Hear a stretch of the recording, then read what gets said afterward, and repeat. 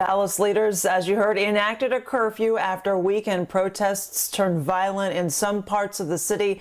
For the very latest, we go to Fox 4's Shannon Murray. Shannon? Lauren, that curfew ended about an hour ago. The weekend here was marked by protests against police brutality. All of it, of course, sparked by the death of George Floyd when he was being held by Minneapolis police last week. In Dallas, many of the protests were peaceful, but there was some widespread vandalism and looting on Friday and Saturday nights. Again, that curfew went into effect Sunday night. The streets of downtown Dallas, though, fairly quiet. No businesses were vandalized. Officers began telling protesters to go home right around 7 o'clock. Many followed that order and left. Police did deploy tear gas and fired pepper balls to get some of the crowd to scatter. We saw Dallas police and state troopers detaining dozens of people who did not leave in parts of the downtown area.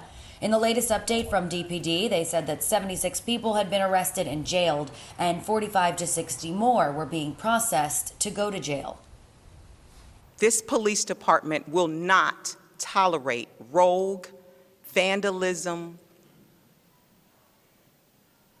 We will not tolerate tearing up our city. We will not tolerate tearing up our communities and bringing hurt, harm, or danger to individuals who are protesting, and definitely not the ones who are protecting the residents of this community. I do believe that to some extent, there is an effort to oppress or silence protesters, but at the same time, I do understand that there are businesses and people and destruction of property, but I will say property can be rebuilt, commodities can be replaced. George Floyd can't. Well, Dallas was mostly calm Sunday afternoon, but there were several protests across the city. At a vigil at Dallas Police Headquarters, Mavericks owner Mark Cuban and several Mavs players joined demonstrators who gathered in prayer.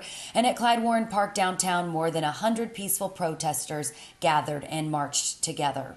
Now, the curfew will be in place every night from 7 p.m. until 6 in the morning in these areas of the city: Uptown, Victory Park, Farmers Market, Downtown, and Deep Ellum. Chief Hall did not say when the curfew will be lifted.